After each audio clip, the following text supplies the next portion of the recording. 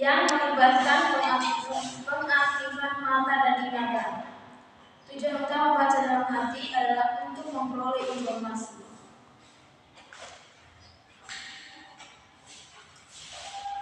Dalam kehidupan yang sebenarnya di tengah-tengah masyarakat, setiap masyarakat akan membaca bahan-bahan yang sesuai dengan selera atau pilihannya masing-masing tanpa paksaan dan pihak lain.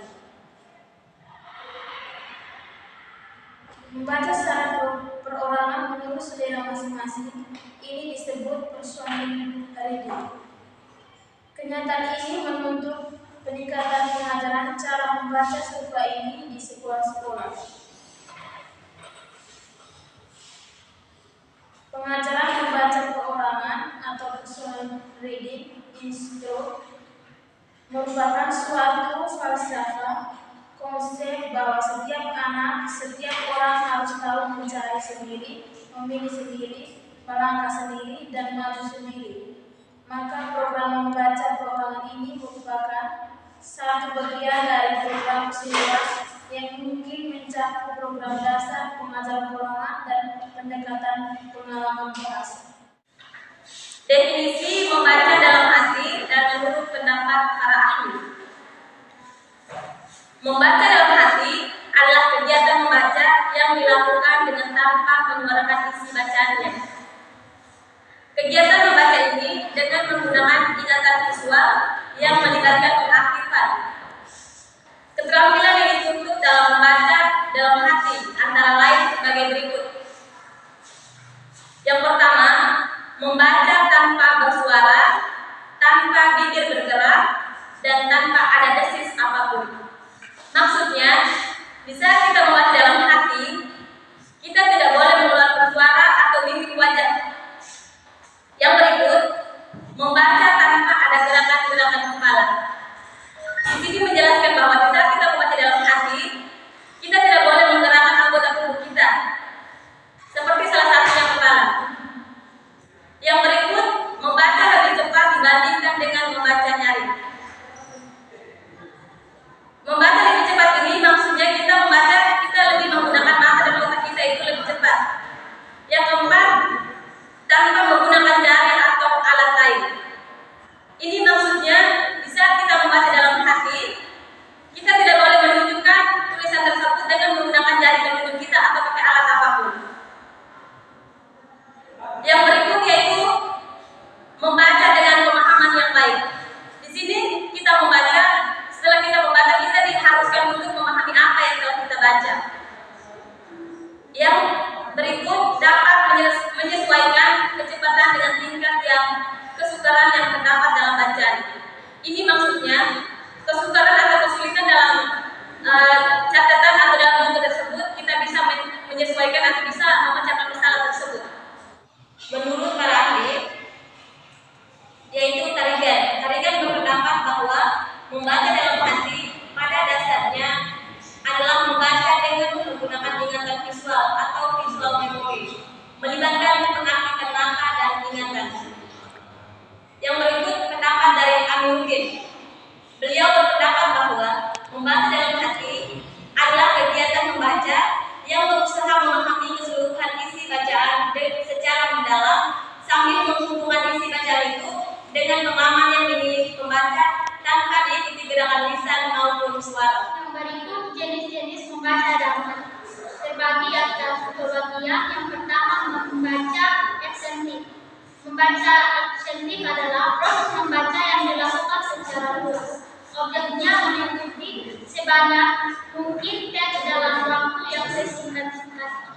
Membaca eksentif dapat dibagi menjadi beberapa macam, yaitu yang pertama, membaca survei atau survei reading. Membaca survei adalah kegiatan membaca untuk mengetahui secara sekilas terhadap bahan bacaan yang akan dibaca lebih mendalam. Kegiatan membaca survei merupakan pendahuluan membaca eksentif. Yang dilakukan seseorang ketika membaca survei adalah sebagai berikut. Yang pertama, memeriksa judul bacaan buku, kata pengantar, daftar isi, dan melihat abstrak jika ada.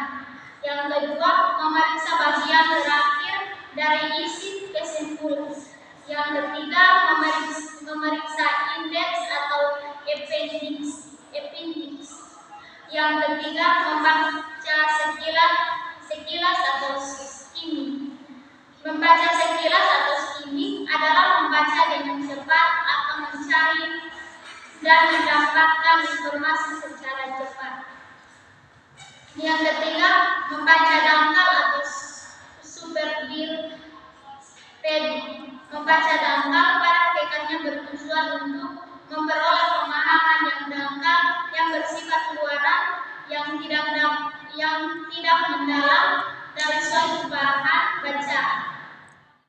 Membaca intensif.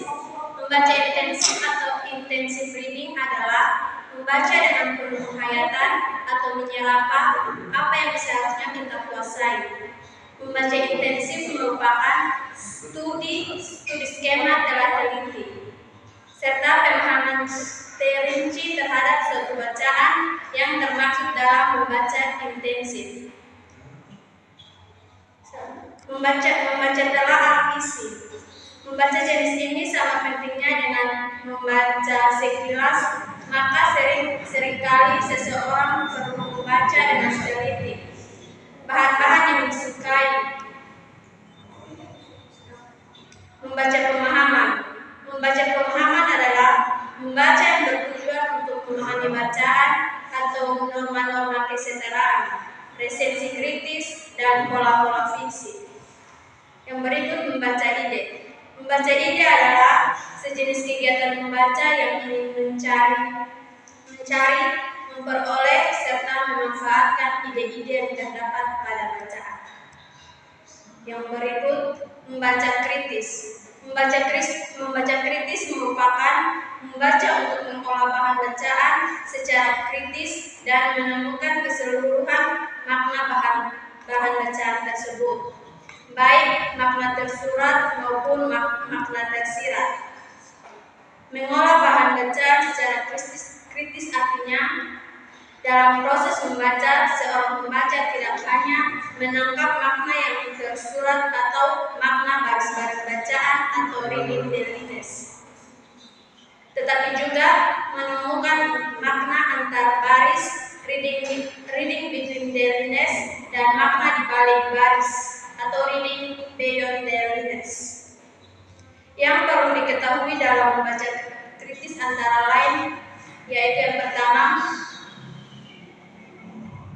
menemukan unsur urutan, perbandingan, dan bacaan atau detail bacaan. Yang kedua, menemukan ide pokok yang tersirat. Yang ketiga, menemukan unsur urutan, perbandingan, sebab akibat yang tersirat. Yang keempat, menemukan suasana atau mood. Yang kelima, membuat kesimpulan. Yang keenam, menemukan tujuan pengarah. Yang ketujuh, memprediksi atau menduga dampak membuat kesimpulan. Yang kedelapan, membedakan opini dan fakta. Yang kesembilan, membedakan realitas fantasi. Yang kesepuluh, mengikuti petunjuk. Dan yang kesebelas, menemukan unsur-unsur propaganda. Yang kedua-belas, menilai keutuhan dan kerukunan gagasan. Membaca cepat. Teknik membaca cepat dapat digunakan sebagai salah satu cara belajar efektif. Membaca cepat merupakan teknik membaca dengan memindahkan pandangan mata secara cepat, kata demi kata, frase demi frase, atau baris demi baris. Teknik membaca cepat bertujuan agar pembaca dapat memahami bacaan dengan cepat. B. Membaca telaah bahasa. 1. Membaca bahasa.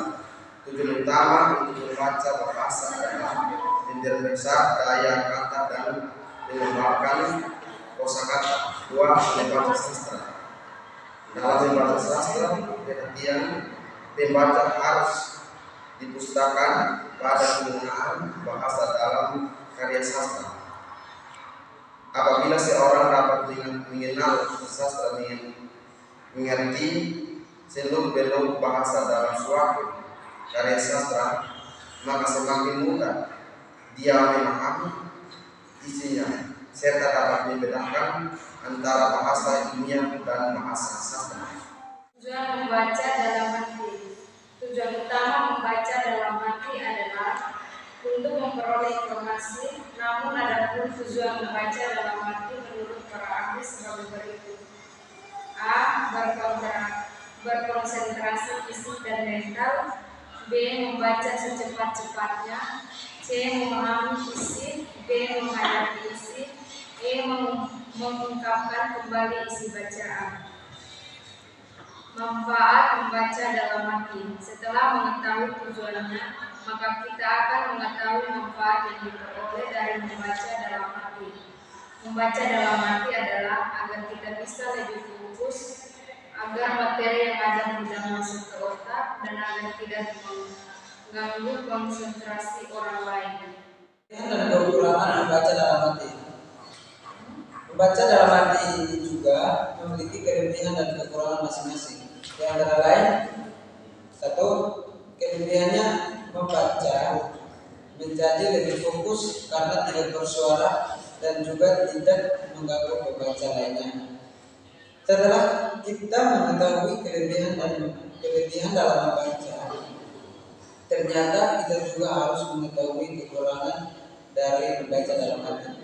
Kekurangannya adalah sang pembaca belum tentu fokus dalam mengerti apa yang dia baca. Baik adik-adik semua, kita sudah mendengarkan hasil presentasi dari kelompok 2 dan mungkin dari ada yang kurang paham atau belum mengerti tentang materi yang sudah disampaikan. Ada yang mau bertanya? Baik, terima kasih. Saya akan bertanya dengan ini pertanyaan. Jelaskan perbedaan jenis membaca eksentik dan insentif. Terima kasih.